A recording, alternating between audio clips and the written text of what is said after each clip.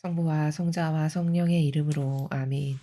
예수님과 어머니 하나 되신 성심을 통해 아버지의 뜻 안에서 기도드립니다. 사랑하는 하느님 아버지, 저희가 듣겠습니다. 말씀하여 주시옵소서. 오늘도 아버지께서 자녀들에게 주시는 이 빛의 은총으로 저희들의 영안과 눈과 귀가 열릴 수 있도록, 그래서 참된 진실과 사실에만 반영하는 그런 정신으로, 그런 사고방식으로 모두 새롭게 창조시켜 주시옵기를 갈망으로 청원드립니다. 이 모든 기도 우리 주 예수 그리스도의 이름으로 기도드리나이다. 아멘. 성부와 성자와 성령의 이름으로 아멘. 안녕하십니까? 하나님의 뜻 성교의 피아수녀입니다. 오늘도 여러분들과 함께 성경 말씀을 통해서 하나님 아버지의 그 다스림의 아름다우신 그 지고하신 원리의 나라에 대해 함께 학습해 보도록 하겠습니다.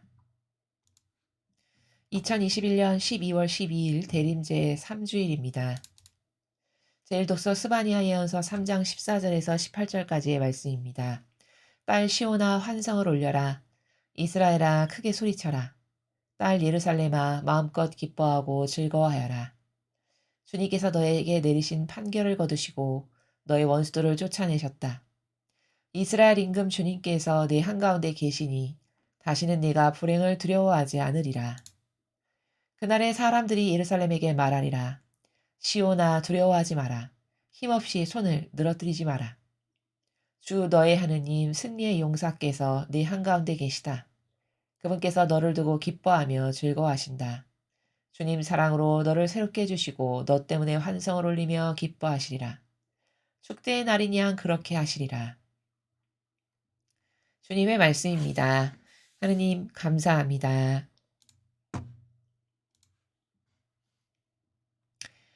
스바냐 예언자는 그 분열 왕국 시대 남유다 요시야 왕 때 활동을 했던 예언자로 알려져 있습니다. 그러니까 이제 이미 이스라엘이 기운이 기울고 이미 분열 왕국이 되고도 한참 지난 요시야 임금 때, 그리고 그 당시 국제 정세에는 다른 옆에 강대국 제국들이 생겨서 그 제국들의 눈치를 보면서 살아가야 했었던 그런 시대 가운데 예언을 했던 예언자입니다. 스바냐 예언자가 오늘 지금 이야기하고 있는 이 내용은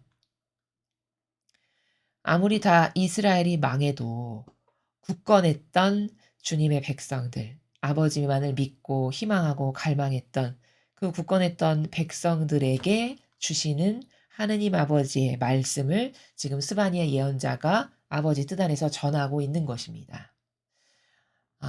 그러니까 어 혼탁했던 그 시대를 살아갔던, 그래서 많이 기울었던, 그러나 그럼에도 불구하고 하느님께만 희망을 두고 갈망했던 영혼들은 다시 기뻐하고 즐거워하고 희망으로 넘칠 것이다라는 것을 예언한 말씀이죠.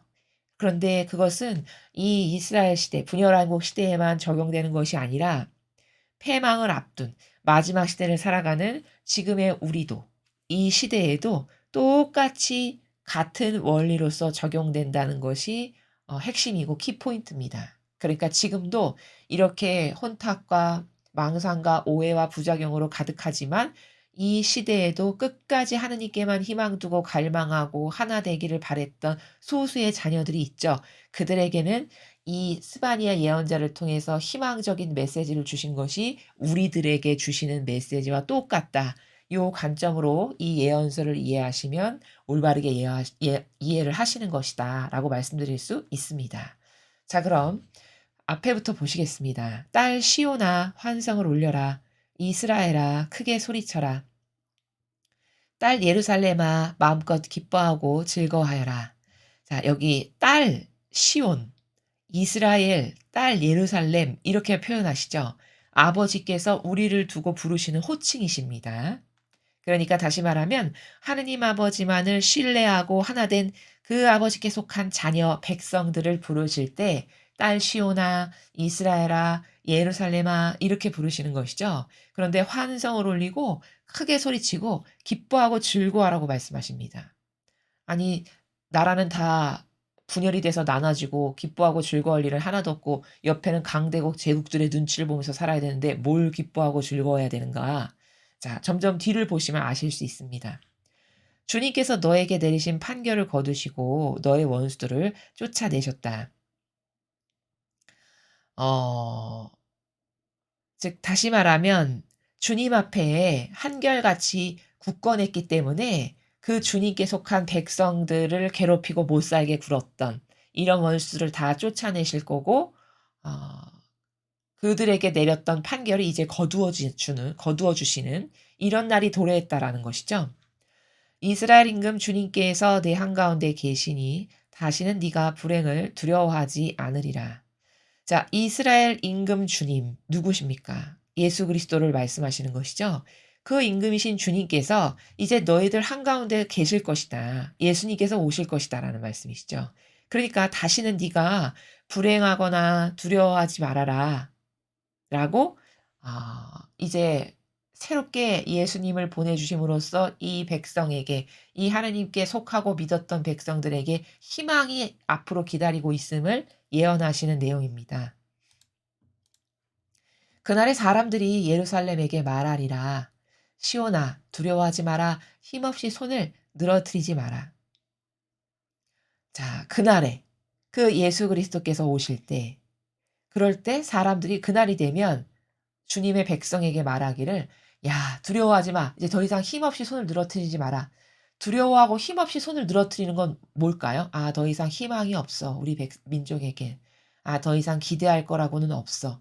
이럴 때 사람이 포기했을 때 좌절하고 실망해서 더 이상은 어떤 것도 기대할 게 없을 때 이렇게 축 처지죠. 더 이상 그럴 필요가 없다는 거죠. 희망으로 가득해라. 왜? 구원자이신 그분께서 오시니까. 주 너의 하느님 승리의 용사께서 네 한가운데 계시다.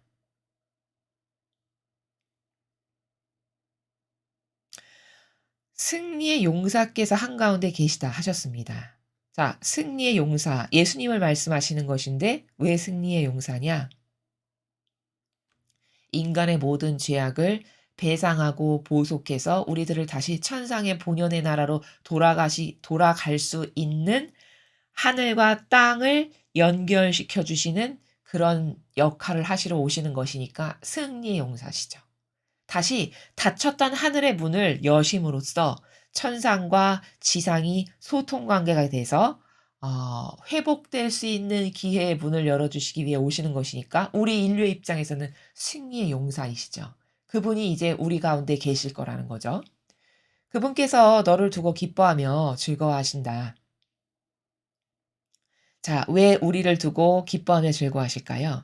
믿음을 잃지 않고 끝까지 갈망으로 의탁하고 맡겨드려서 마침내 승리하였기 때문에 우리를 두고 기뻐하고 즐거워하신다는 거죠. 주님 사랑으로 너를 새롭게 해주시고 너 때문에 환성을 올리며 기뻐하시리라. 아, 우리를 새롭게 해주시고 그리고 우리 때문에 환성을 올리면서 기뻐하신다. 이렇게 말씀하셨습니다. 패망한 것처럼 보였는데 우리를 새롭게 해 주신다는 것은 승리한 자가 되게 해 주시고 예를 들면 누구처럼 다니엘처럼 그렇게 승리한 자가 되게 해 주시니까 새롭게 해 주시는 거고 또 우리를 보면 환성을 올리며 기뻐하신다는 것은 끝끝내 믿음으로 살아남아서 그 아버지께만 희망을 두고 신뢰를 둠으로써 살아남았기 때문에 환성을 올리고 기뻐하신다는 것이죠. 축제의 날인 양 그렇게 하시리라.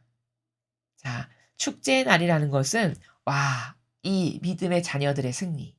굳건해서 하느님께만 의탁하고 배신하지 않았던 이들의 승리. 아버지 이들의 승리를 보십시오. 축제의 날입니다. 과연. 즉 천상에 기념할 일이 생기신 거죠. 그것을 축제의 날이라고 여기서 말씀하셨고 축제의 날이니까 기뻐하고 환호하며 즐거워하게 될 거다. 이렇게 말씀을 하고 계신 내용입니다. 그래서 전반부에 이 오늘 우리가 읽은 스바냐 예언서 3장의 내용은 제가 요약 정리해서 말씀드렸다시피 이스라엘이 망했어도 굳건했던 주님의 백성들 그들을 두고 하시는 메시지고 예언이시고 이것은 이러한 시대 상황과 비슷한 시대인 지금 우리가 살아가는 이 마지막 패망을 앞두고 있는 이 시대에도 이처럼 하느님께 속했던 그래서 끝끝내 하느님께만 희망을 두는 사람들은 그들에게 기쁨과 희망과 승리가 기다리고 있음을 예언해 주시고 계신 내용이다. 이렇게 요약 정리할 수 있습니다. 오늘 주신 복음 말씀 함께 보시겠습니다. 루카복음 3장 10절에서 18절까지의 말씀입니다. 주님 영광 받으소서. 그때 군중이 요한에게 물었다. 그럼 저희가 어떻게 해야 합니까? 요한이 그들에게 대답하였다. 옷을 2번 가진 사람은 5 가진 이에게 나누어 줘라. 먹을 것을 가진 사람도 그렇게 하라. 세리들도 세례를 받으러 와서 그에게 스승님, 저희는 어떻게 해야 합니까? 하자 요한은 그들에게 정해진 것보다 더 요구하지 마라 하고 일렀다. 군사들도 그에게 저희는 또 어떻게 해야 합니까? 하고 묻자 요한은 그들에게 아무도 강탈하거나 갈취하지 말고 너희 봉급으로 만족하여라 하고 일렀다. 백성은 기대에 차 있었으므로 모두 마음속으로 요한이 메시아가 아닐까 하고 생각하였다. 그래서 요한은 모든 사람에게 말하였다. 나는 너희에게 물로 세례를 준다. 그러나 나보다 더 큰 능력을 지니신 분이 오신다. 나는 그분의 신발끈을 풀어드릴 자격조차 없다. 그분께선 너희에게 성령과 불로 세례를 주실 것이다. 또 손에 키를 드시고 주님의 타작마당을 깨끗이 치우시어 알곡은 주님의 곳간에 모아들이시고 쭉정이는 꺼지지 않는 불에 태워버리실 것이다. 요한은 그 밖에도 여러 가지로 권고하면서 백성에게 기쁜 소식을 전하였다. 주님의 말씀입니다. 그리스도님 찬미합니다.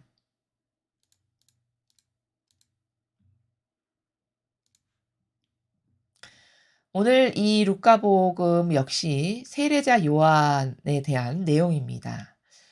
그런데 이렇게 보면은 어제 복음하고는 반대적으로 요한이 이때는 옳은 일을 하고 있는데 이렇게 보입니다.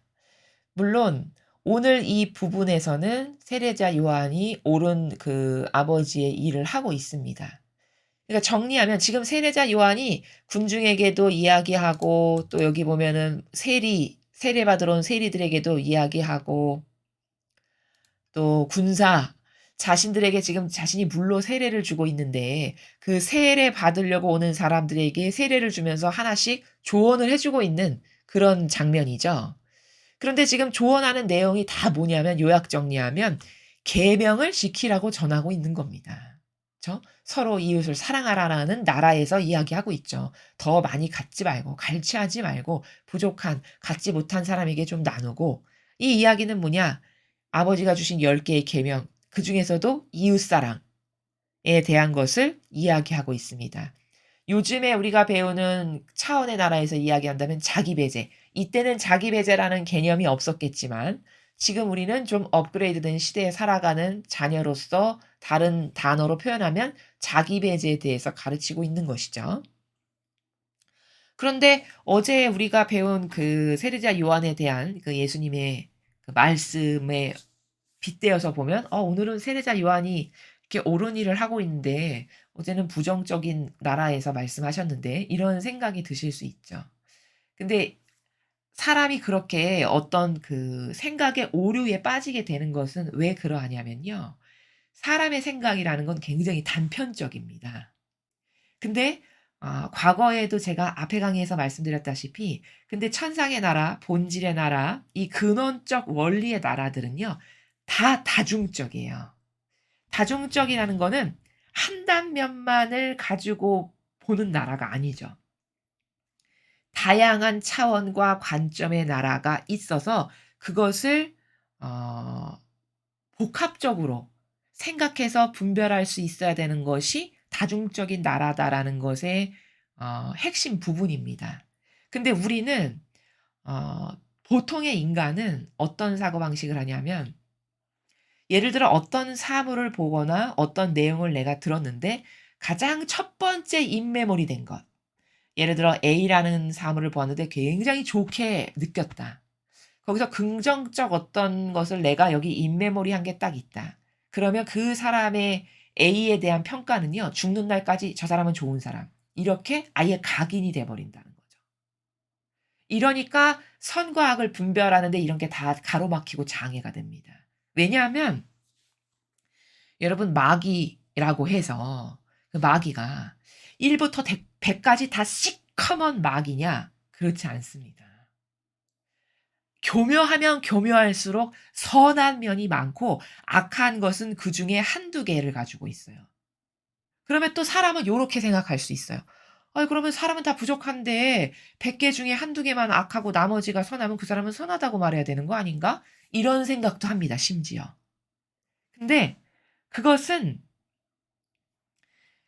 원인과 동기를 봐야 되는데 예를 들어 100 가지의 개수에서 1 개, 2 개만 악하고 나머지는 선하다. 그러면 그 동기가 이 사람이 선한 가운데 개인적 부족함으로 1-2 개의 부족함을 갖고 있는 이런 케이스가 있을 수 있고, 또 다른 케이스는 이 1-2 개의 마귀를 관철시키기 위해서 나머지 90 개는 코스프레를 하는 이런 나라도 있다는 거죠. 그럼 이 두 가지를 또 사람은 분별할 줄 모르잖아요. 그쵸? 그러니 이렇게 다중적인 거기 때문에 다중적 차원의 나라에서 보아야 하는 것이 천상의 원리의 기본이고 근본입니다. 그래서 지금 세례자 요한에 대한 것도 여러분이 혹시 오해를 하실까 봐 덧붙여서 설명을 드리면, 전체를 보았을 때 이 사람이 맺은 열매가 뭐냐. 예수님은 그렇게 분별하라고 가르쳐 주시죠. 그 사람이 한평생의 인생을 통틀어서 놓고 쫙 펼쳤을 때 사람은 부족한 게 누구나 부족하기 때문에, 완벽할 수가 없기 때문에 어떤 사람의 한평생의 인생을 쫙 펼쳐서 놓으면 거기 부족함이 한 개도 없는 사람은 없다는 거죠. 물론 다 부족함이 있습니다. 근데 문제는 그 부족함과 잘한 것을 놓고 쫙 펼쳤을 때 결국에는 마지막 말미에서 맺은 열매, 그 열매를 보고 그 나무가 좋은 나무인지 나쁜 나무인지를 너는 분별해야 된다. 예수님이 말씀하신 이 원리를 잘 이해해야 됩니다. 그렇다면 그 말씀은 뭐냐면 그 사람이 그 모든 것을 통틀어서 맺어 놓은 열매, 궁극적 마지막 최종 열매를 보았을 때 그게 악하면, 악의 열매를 맺었으면 그럼 이 사람이 한평생 아무리 착해 보이는 코스프레를 많이 했다 하더라도 이건 악이다라고 분별하라고 가르쳐 주시는 거죠. 그쵸? 근데 사람 눈으로 봤을 때 저 사람 너무 부족하지만 그 사람이 전체를 통틀어서 일생을 통틀어서 마지막에 맺은 그 열매를 모아 봤을 때 '아 이 사람이 한 건 선한 거야.'라고 결론 내릴 수 있다면, 그 사람이 아무리 다른 부족한 점을 갖고 있다 하더라도 그건 인간적 부족함이지 결국 맺은 열매를 보고 '이 사람은 선의 세력이야.' 이렇게 평가를 하는 게 맞다라고 예수님께서 가르쳐 주신 질서고 기준이라는 겁니다. 그러면 세례자 요한도 그런 관점에서 봤을 때 이 세례자 요한에 대해서 가장 정확하게 평가할 수 있는 분은 오로지 하느님 아버지, 즉 예수님밖에 안 계시죠. 근데 예수님은 평가를 이미 성경에서 하셨어요. 우리가 다 알다시피 그보다 더 낮은 사람은 없다, 이렇게 평가를 내리셨단 말이죠. 그는 아버지로부터 은총은 엄청 많이 받았으나, 여인 중에 가장 많이 받았으나, 그러나 천상에 죽고 나서 가면 그보다 더 작은 사람은 없을 것이다. 그러면 그 말씀은 아주 디테일하게 분석하면 왜 천상에 데려다 놓으셨냐? 아버지가 주신 은총 때문에, 만약에 그 세례자 요한이 그 행한 것 그대로 받아서 간다면 천상에 만약에 못 가고 예를 들어 연옥이나 지옥을 가야 될 것이다. 그렇다면 연옥이나 지옥에 갔다면 아버지께서 그 영혼에게 주셨던 수많은 은총에 기스를 가게 하는 거죠. 그쵸? 그렇기 때문에 차마 연옥이나 지옥까지는 가지 않게 하시고 그 아버지가 주신 엄청난 은총 때문에 천상의 가장 마지막 자리에 가져다 놨다라는 이런 분석이거든요. 그렇기 때문에 맺은 열매가 예수님의 말씀에 근거하면 그렇게 썩 좋은 열매를 맺은 것이 아니다라는 것을 발견할 수 있기 때문에 '아 그는 사명을 완수하지 못했구나.'라고 이렇게 성경에 예수님께서 가르쳐 주신 분별의 기준의 대원리의 차원에서 봤을 때 그렇게 정의를 할 수 있다라는 것이고, 그렇다면 오늘 나온 이 부분은 뭘까? 이것은 다중적인 관점에서 이해를 했을 때 한 사람이 아무리 악한 열매를 맺었어도 그 사람이 인생의 전체 100이 다 시커먼 것을 하지는 않는다는 거예요. 오히려 교묘하게 속이는 마귀면 마귀일수록 선해 보이는 코스프레를 90개 95개 이렇게 합니다. 그리고 결정적일 때 한두 개의 마귀를 수행해요. 그게 이 세상에서 가장 교묘하고 유려한 마귀입니다, 사람을 속이는. 그러면 대다수의 사람은요, 그 사람을 어떻게 보냐면 '착하신 분이고 좋으신 분인데 왜 욕하지?' 이렇게 평가한다는 것이죠. 그런 지금 제가 말씀드린 평가의 기준이 없으면 교황권, 특히 종교 지도자들은 다 착하고 선한 사람으로 보기가 십상이라는 겁니다. 그러나 그 맺은 열매가, 그가 한 발언이나 맺은 열매를 통해서 성경에 반하는지, 예수님의 가르침과 정신과 모범에 반하는지 아닌지를 잘 파악을 해서, 그렇다면 그것은 제 아무리 대단한 말을 했다 한들 마귀의 열매, 성경과는 다른 것을 가르치고 전하는 악영향을 끼쳤기 때문에 이건 악이다, 이렇게 보아야 하는 것이 올바른 분별이다라는 것이죠. 그래서 오늘 이 부분은 악한 것도, 악의 열매를 맺은 것도, 심지어 착한 코스프레는 엄청 많이 한다. 오히려 악하면 악할수록 착해 보이는 코스프레는 더 많이 한다는 게 이 선과 악을 잘 분별할 때 우리가 가져야 되는 다중적 관점이다. 그 관점에서 세례자 요한이 뭐 전체가 다 하나님의 뜻을 거스르는 것만을 한 것은 아니다, 이렇게 오늘은 옳은 말도 했었다. 그러나 결정적인 순간일 때마다 예수님께서 말씀하신 엘리야의 역할이라는 것에 충직하지 못했음을 어제 복음 해설을 할 때 여러분에게 말씀을 드렸습니다. 그래서 그 관점으로 보시면 오해가 없고 이해를 잘 하실 수 있다라고 말씀을 드립니다. 자, 그래서 오늘은 세례자 요한에 대한 내용과 복음에서는, 그리고 일독서에서는 스바냐 예언서에서 말씀하시는 이 딸 시온 이스라엘 예루살렘을 두고 기뻐하고 환호를 하고 앞으로 환호성을 올려라라고 말씀하시는 것은, 아무리 그 이스라엘이 어려운 공경 가운데 처했어도 그중에서도 꿋꿋하게 살아남았던 하느님께 속한 백성을 두고 하시는 말씀이다. 그럼 지금 시대도 똑같이 아무리 시절이 이렇게 어렵고 힘들어도 아버지께만 희망을 두는 백성에게는 결코 두려워하거나 슬퍼할 일이 아니라, 우리는 이제 새 시대를 맞이할 하느님께 속한 백성들로서 기뻐하고 환호성을 올리고 그 시대를 잘 살아가기 위한 준비를 지금부터 차곡차곡 해야 되겠다라는 것으로 여러분에게 정리해서 말씀을 드립니다. 이상으로 2021년 12월 12일 대림제 3주일 복음 해설을 마치겠습니다. 감사합니다.